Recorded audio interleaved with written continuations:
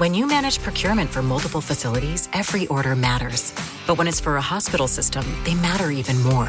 Grainger gets it and knows there's no time for managing multiple suppliers and no room for shipping delays. That's why Grainger offers millions of products in fast, dependable delivery, so you can keep your facility stocked, safe, and running smoothly. Call 1-800-GRAINGER, click Grainger.com, or just stop by. Grainger, for the ones who get it done. Maybe you recognize this voice. Andy Betterman here of the injury law firm Greenberg & Betterman. For over 35 years, we've been helping people in the DMV with auto accidents and medical malpractice. Get a free consultation by visiting gblawyers.com and feel better. Ladies and gentlemen, thank you for listening, downloading, and subscribing to the latest edition of the 12 Kyle podcast. I'm 12 Kyle. Check this out. On this podcast, what I want to talk about is a wild night. This night took place way back in the day, back in the 90s when I was in college. I will initially begin by saying that the names that I will use in this story aren't the names of the actual people, and this is to protect the guilty. If you're familiar with this story, at least to me, it never gets old. Understand that this story is set in the 90s. And if you didn't live through the 90s, or you just, wasn't cool enough to come outside, things were kind of wild in the 90s. So I want to apologize up front. Okay. So my recollection of this story, basically, wild things happen in college. Or at least it did for me. And I went to, a historically black college, South Carolina State University. Shout out to my alma mater. Shout out to all HBCUs. And in the 90s in particular, what was really, really cool about HBCUs and my school in particular, like each day, you never knew what was going to happen. And that was one of the beauties of being in college, is that you just didn't know on a day-to-day basis what was going to happen. There was always something interesting. There was always something funny. There was always something crazy happening, right? So you really, from my perspective, I look forward to each day. I played football, so that made things that much better for me, if you will.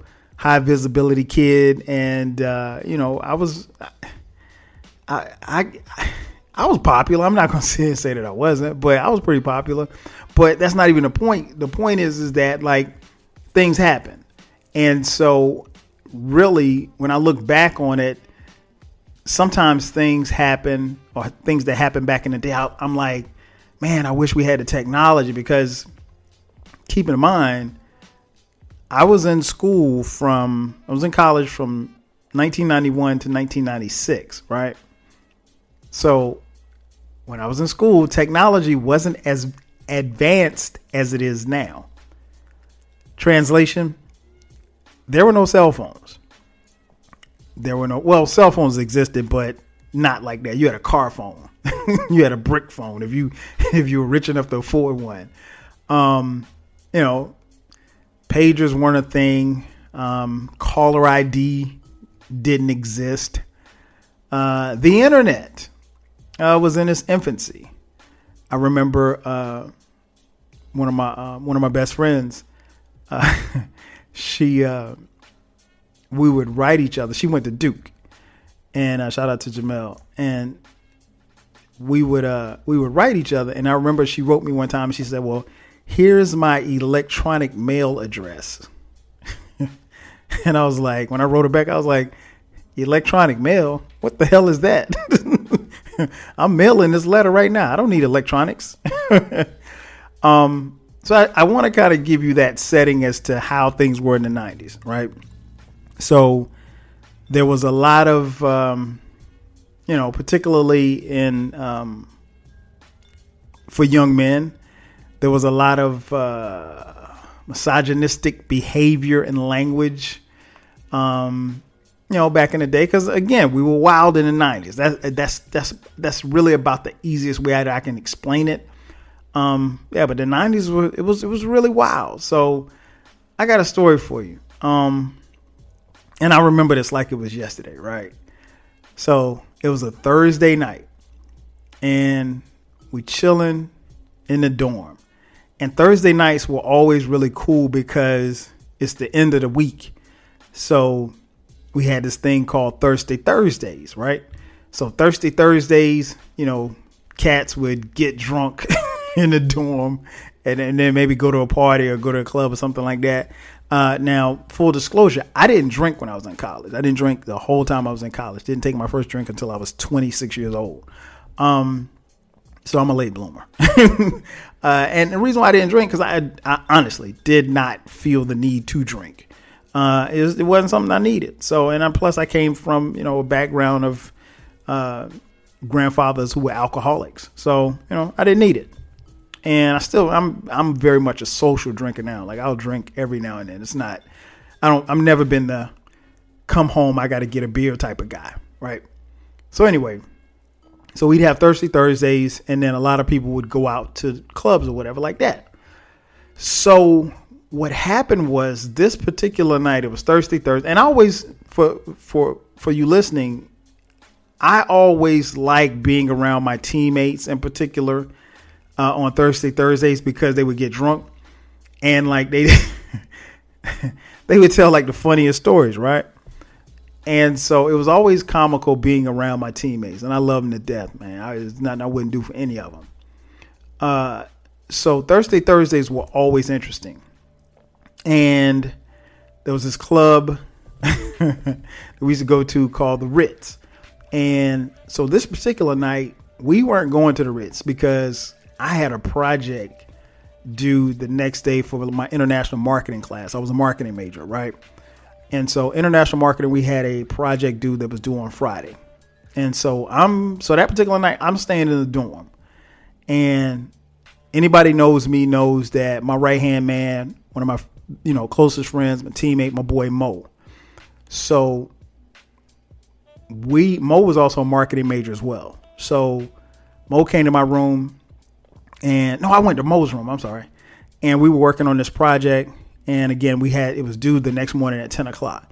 So as much as I wanted to go to, Club Ritz, I just couldn't because I had too much work.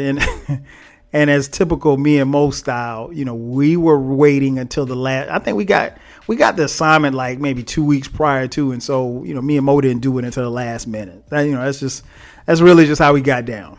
So we're in the dorm and we're kind of contemplating as to how we're gonna do this project, because he's doing his, I'm doing mine, and we're kind of tossing ideas back and forth.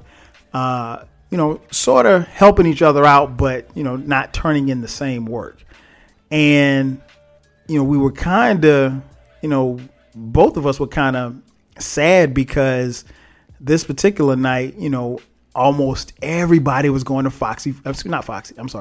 Club Ritz. Foxy 44 had closed. I'm sorry. So Club Ritz, like this particular night, almost everybody was going to Club Ritz. That's all everybody was talking about. And this was going to be dope because this was right around the time when the weather broke. And trust me when I tell you, there's no better time on an HBCU campus is when the weather breaks. When the weather breaks, you start seeing people from everywhere, people you never even seen before, people who you didn't even know went to school. You start seeing them around campus, right? And so this was the first first weekend where it was going to be really, really warm. And so, everybody was headed to, Club Ritz, except me and Mo. And so most of our teammates were going to Club Ritz.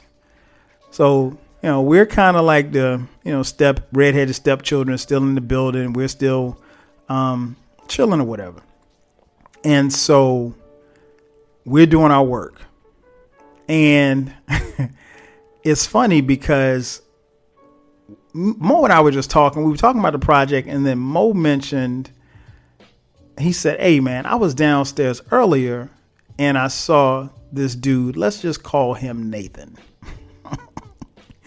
He's like, "Yo, I saw Nathan, and he was talking to this other guy named Terry. And he told Terry, I overheard him tell Terry, yo, it's on again tonight." And I was like, "What does that mean?"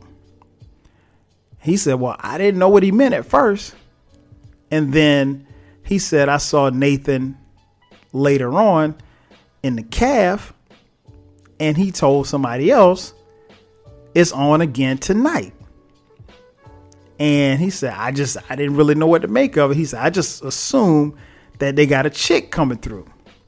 Now, for those of you who are at home and you don't know what that means, is that there had to have been some girl that was coming through. Now, I don't know if this girl was what she was doing for them or whatever the case may be, but she was doing something. And the way that Mo interpreted, which is the way that he told it to me, was that this was something that was happening for the second or third or fourth time, because he said it's on again tonight. And he said this to multiple people. So we're only left to assume is that, this was a often occurrence, if you will.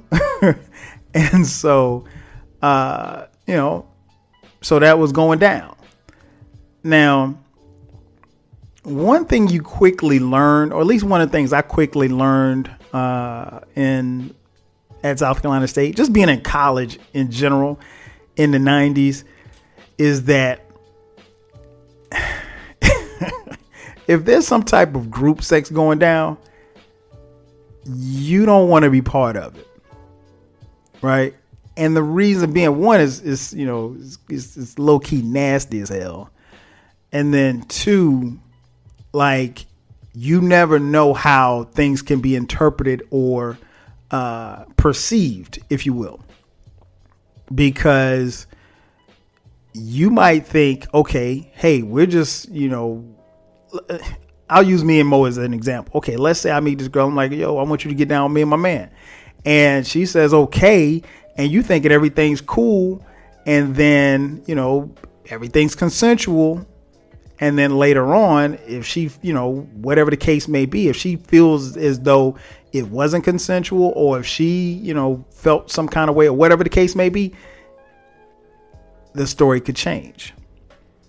Right. And we see that in this day and time happen a lot. Not to say that that's okay, because it's not. So I don't want, as I'm telling the story, I don't want anybody listening to think that, anybody was violated or anything like that. But that type of stuff did happen, right? And it happens a lot, unfortunately, on college campuses. And, it's something that we as people, we as parents have to talk to our children about. More so our sons than our daughters, to be honest, because it's a lot of bad and misogynistic behaviors that have to be stopped. And it starts with men. So let me just go ahead and get that out and open. So, again, and I don't take sexual assault lightly at all, right? So I knew from the beginning, like, if something like that was going down, you don't want to be around, because I just kind of picture myself as, if there's, one girl and 5 guys, I'm going to be the one that gets picked out of the lineup. You know what I'm saying? I learned to just kind of stay away from those scenes. No, and plus, if I'm having sex, I really just wanted to be me and you. I don't work well with others around. I don't need any company. I don't need anybody watching me. So anyway, let's get back to the shits. So again, Mo's telling me the story that he heard Nathan tell multiple people, quote unquote, it's on again tonight. So again, based on what he told the people and the way that Mo told me the story, I was only left to assume that a girl was coming through and she was going to break them off. Did I want a part of that? Hell no. But it was going down. So anyway, and again, this dude, Nathan, I know him, but I don't know him. I know him by face. I know him, as in a guy that lived in the dorm. If I see him, I say, what's up? And keep it moving. I didn't know anything else about him. I could tell you where he's from, but I'm not going to tell you where he's from. But that's about it. I didn't know the guy. But, so apparently this is about to go down. So Mo is telling me this. And so we're still doing our project, what have you. And what was really, really weird about it is that in our dorm, we were on the 3rd floor. So all of my teammates, all the football players in this particular dorm lived on the 3rd floor. There might have been 1 or 2 on the 2nd floor. The other athletes, basketball players, tennis, golf, those guys on the 1st floor. Now, this dude, Nathan, and Terry and the other guys that he was talking to, they weren't athletes, because it wasn't all athletes in our particular dorm. But, a lot of athletes were in the dorm. But at this particular time, from what I could remember, Nathan and the guys that he ran with weren't athletes. Okay. Not that it matters, but they just weren't. And one of the things that was really, really eerie about that night was, and I distinctly remember this, it was like 9, maybe 10 o'clock, and the dorm was quiet. You didn't hear nobody making no noise. You didn't hear because normally, you hear music. Cats got the doors open, playing music or whatever like that. And like, again, it was warm. You might have the windows up, whatever the case may be, right? So it's pretty silent. Me and Mo actually have the door open because we're starting to get a little warm in his room. And so we open the door just to get a little air. So anyway, some time passed, and I'd never forget. We were sitting there. We took a break. I think we went to McDonald's, came back, got something to eat, came back in the dorm. We're doing our work, and a couple of hours passed or whatever like that. And one of our teammates, and again, this is like, by this time it's probably about 10, maybe 10:30, right? One of our teammates came by, and he said, "Yo, have y'all been on the 1st floor?" And I was like, "Nah." He was like, "Well, there's a line." He's like, "There's a line of dudes at Nathan's door downstairs on the 1st floor." I was like, "Word?" I said, "A line?" I said, "How many people?" He's like, "Man, it's got to be at least 10 dudes." He said, and it's like 4 or 5 dudes in the room. Now, he's like, they got some girl in there. And I was like, 4 or 5? Damn. I mean, the numbers the numbers just look kind of crazy to me just by saying that, right? So, and I said, "Well, who's in there?" He said, "I don't know the dudes that's in there." He was like, "I just saw some dudes standing outside," right? So he was like, I ain't even messing with that. He was like, I got some work to do. So the scene is set, basically. So let me backtrack just in case you didn't get it. About 10 guys standing in a line outside, in a line in the hallway, and 4 or 5 guys in the room with this girl. And the lights are off, right? So anyway, I think probably about 20, 25 minutes passed. And next thing you know, we just hear a bunch of yelling. And I don't know where the yells were coming from, but it was just like, it was a distinct yell and you heard just a whole bunch of ruckus. And what happened was Mo had his window open, and his window faced the courtyard, because there was a courtyard in between both sides of the dorms. And so, and through the through the window, you could hear a bunch of yelling and screaming. And I was like, what the hell is going on? And so, so the same dude came back by and he was like, what's all that noise? And so me and Mo were like, we don't know what that noise is. So he was like, I'll go check it out. And he didn't even go all the way downstairs. He went like to the elevator. He was about to go downstairs and somebody stopped him and said, hey, don't go downstairs. Something's going on. And I guess that was like, look, whatever's going down, you don't want to implicate yourself in people thinking you were downstairs. So you stay right here. So he's like, just chill right here. So again, it's making all this loud noise. So then it sounded like something was, I heard a smash, right? And so when we heard a smash, me and Mo was like, yo, let's go down there and see what the hell is going on. So we took the stairs and we went downstairs and then we just saw a bunch of guys just running. Like there was a basement part of the dorm and nobody, I mean, like you had no reason to go into the basement because there was nothing down there. It's like a furnace and something else, but there was nothing else down there. And so, so we went downstairs. We saw the guys run through the door and go downstairs. So we were like, Mo and I just looked at each other like, man, what the hell? Why? Where are they running? Because keep in mind, all we know is that there was a girl, there were 10 guys, and maybe another 4 in the room, and that was it. So we don't know where this ruckus is coming from. So we're trying to figure out, okay, well, did the girl run downstairs? What, I mean, like, is she okay? Like, who is this? Where's this? And I mean, like, it literally looked like a mob of dudes. It was only like maybe 6 or 7 guys, but just imagine 6 or 7 guys running through a dorm hallway, running downstairs. So Mo and I kind of looked at each other like, should we be going down here?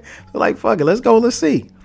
And so we go downstairs, and by the time we get downstairs, I'm hearing screaming.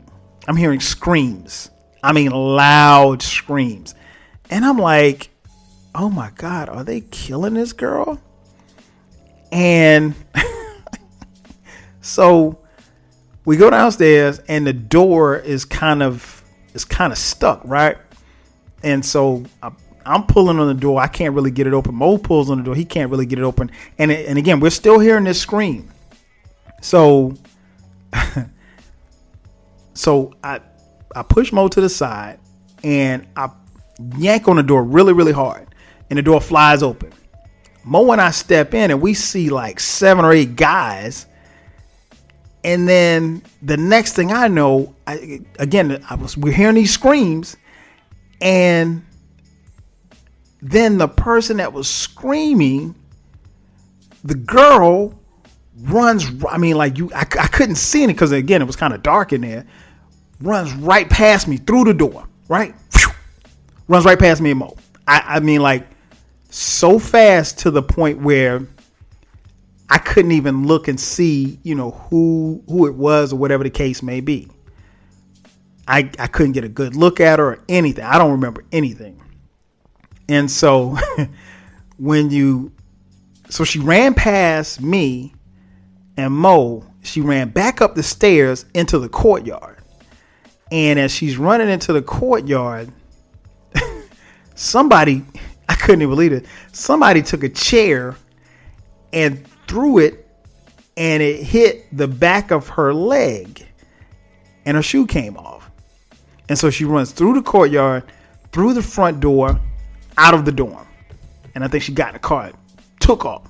And so by this time, the guys are running up behind her and everything like that. And then everybody kind of comes outside, and then we all kind of walk back. Because we're like, at this point, again, Mo and I are clueless. We don't know what just happened. All we know is that a girl was in the dorm. She was in a room, and they were, getting busy, right? So at that point, again, we don't know. Nobody's saying anything. All we know is just guys make a bunch of noise, bunch of yelling. whatever the case may be.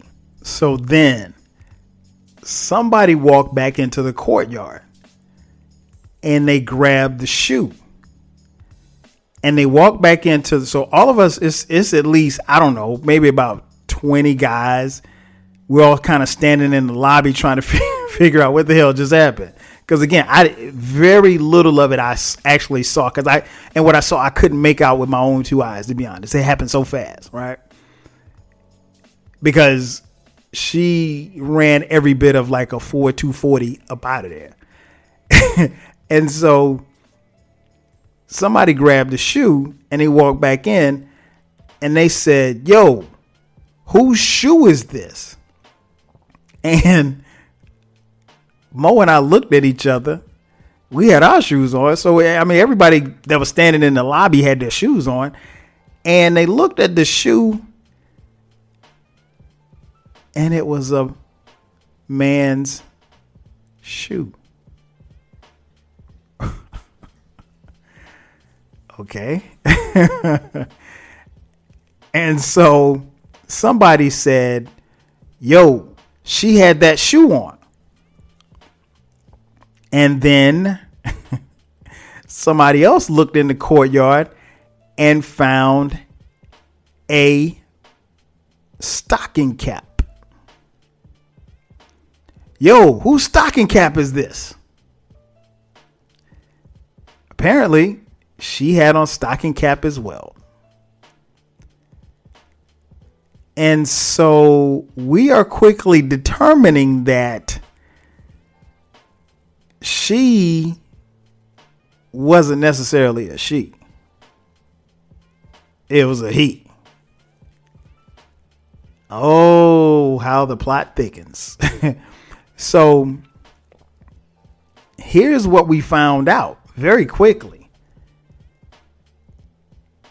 The young lady that they thought was in the room giving head wasn't a young lady. It was a guy. So at this point, when we see when we saw the shoe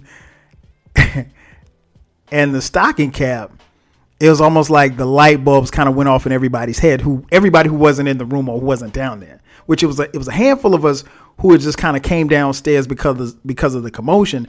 And then there was other guys who had run and chased the person downstairs because they were upset to find out that it was a guy, and I guess they wanted revenge. So in the midst of all of this, Nathan comes into the lobby. And by this time, everybody's like looking at him like he's crazy. Like, okay. And so everybody's making noise. And I just, I don't know why I did this, but I was like, hold on. Everybody shut up. Everybody shut the fuck up. Nathan, was that a dude in your room? I asked him point blank in front of everybody as loud as I could. I said, was that a dude in your? I said, the fellas want to know right now. And of course, I wasn't in the room, so I don't care one way or the other. But this was just so hilarious to me. I said, was that a dude in your room? His response was, I don't know.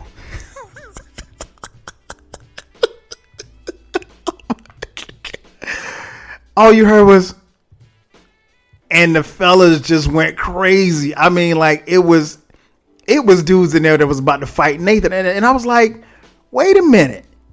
Y'all were in a room getting head from somebody that you didn't know was a woman. I mean, like you didn't check her out. You didn't touch her. You didn't look at her. But apparently, as the story was told to us, this is something that had been happening every other Thursday. And the person would be snuck into the room. And, again, the little bit of that person that I saw, I didn't see a wig. I didn't see any makeup. I didn't see anything. And I mean, he ran so fast past me, but at first glance, I'm like, that's not, I mean, a woman's not built like that. I mean, I know what a man is built like, and I know what a woman's built like. Right. And so this is like interesting. This is like interestingly funny at this point, because I'm like, how are y'all in a room with a girl that ain't a girl, right? And y'all in there to get your Jimmy waxed. Shout out to the 90s. You're in there to get your Jimmy waxed, and it's a dude. Oh, the jokes. Oh my gosh. At this point now, the whole room is so. And when I asked him that, like I said, everybody just kind of lost it. And Mo and I just looked at each other and we were dying laughing. And, Nathan tried to explain his story to the mob of fellas that had basically congregated in the lobby of the dorm. And ain't nobody really wanted to hear it. And apparently what had happened was somebody turned the lights on, right? And when they turned the lights on, they realized that it wasn't a woman. Now, how they got this guy into the dorm, I ain't even ask. And I will be the first to say that them making an attempt to assault this young man, that ain't cool. It wasn't cool at all. And apparently when they found out, that's how he ended up in the basement, because he broke out. He was scared and he thought that they were going to beat him up, which they were trying to do. And apparently I found out later that a few in the room got a couple of swings in, and that's not cool. That's not cool. Even if he did deceive them, you don't beat up somebody because of their sexual orientation. So that's not cool. But again, in the 90s, and I'm not making light of, what happened in the 90s, we were kind of wild in the 90s. Nonetheless, this whole story was downright comical to me. So Mo and I, we are literally on the floor in tears, laughing like, y'all can't, there's no way that you can make me believe that you had this person in the dorm multiple times and nobody vetted to see if this was a woman. So all y'all just lined up just to get your Jimmy wax. And it took for somebody to turn the light on for you to realize that this wasn't a woman. You ain't touched no nothing, no boot. Come on, bruh. You lying. You lying. Oh my gosh. So Mo and I laughed and laughed and laughed. And then by this time, other guys, like our teammates and stuff, started to trickle in from the club, and other people coming in from the club and stuff like that. Oh my gosh. This was hilarious. The stories that we heard and everything. And then we started looking around to see who was in that room, because there were a couple of guys who, they were chasing pretty hard. And the ones that I heard got in a couple of swings. That's all I'll say. So suffice to say, once the rest of the dorm came in, it just became a night of comedy. So many jokes were told. I could tell you so much more, but I don't want to implicate anybody. But the jokes were flying, if you will. I had girls calling me from the different dorms. And it's funny because I remember somebody telling me somebody told me that they heard it as soon as one girl, she said she heard it as soon as she got back in it. She's like, oh, the dudes in Mitchell Hall, they got some more freak shit going on. Oh man. So yeah. So the next morning, so me and Mo, we stayed up, man, probably about 2-3 o'clock, and we could have and really should have been finished with our projects, but it was just too much stuff going on. We were calling people, we were telling everybody that we heard, that we knew about it. It was so funny to me. And not funny in the sense that they, again, someone's sexual orientation, but it's funny to me that, and I refuse, even to this day, I refuse to believe that these young men had someone in the dorm that they didn't know what she looked like or anything like that. And they just went into a dark room just to get head. I'm sorry. I don't believe that. And that's what they tried to spin it as, like, look, we didn't, even the guys that were in there were like, yo, we didn't know. I'm like, bro, who you trying to play, man? Come on, man. Really?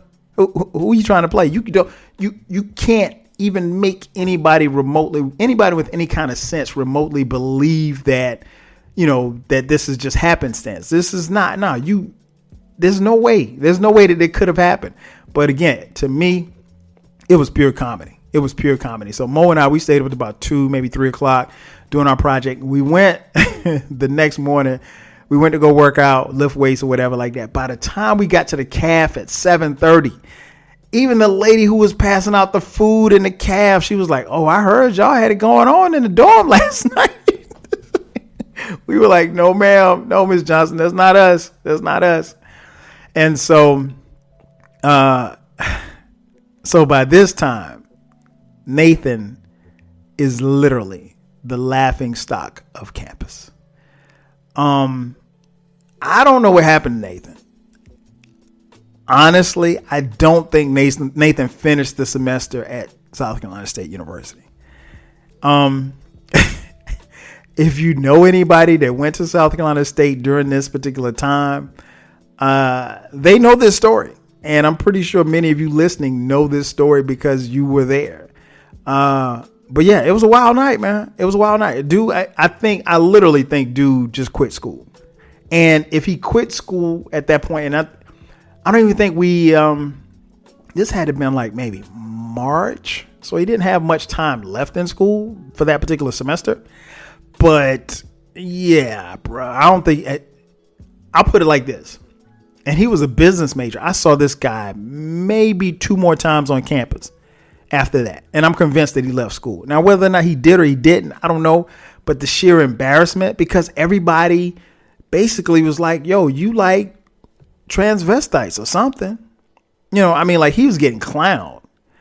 And the dudes who were in the room and the dudes who were lined up, they were assumed to have known. So they were getting clowned. And I remember this one guy, his girl, he was in the room. Now, whether or not he said nothing happened, but he was in the room. And his girlfriend, I knew his girlfriend. And she wasn't happy. I'll just put it like that. I'm not going to say what I was going to say. She wasn't happy. But yeah, man, it was a crazy night. It was a crazy night at SC State. And I mean, again, not to, belabor the point, but again, I tell this story and not, making light and fun of someone's sexual orientation. Because to me, that it doesn't matter one way or the other. I don't care what you do behind closed doors. But what was funny to me is the fact that these guys did this and they acted, and still to this day act as if they didn't know. And even if you gave them the benefit of the doubt and said that they didn't know, the only question is how? How do you not know, bruh? I mean, you're not going anywhere with some woman in some dark place and not take a look at her. But, we got those jokes off. And still to this day, we're getting those jokes off. And, I haven't seen Nathan since that semester, to be honest.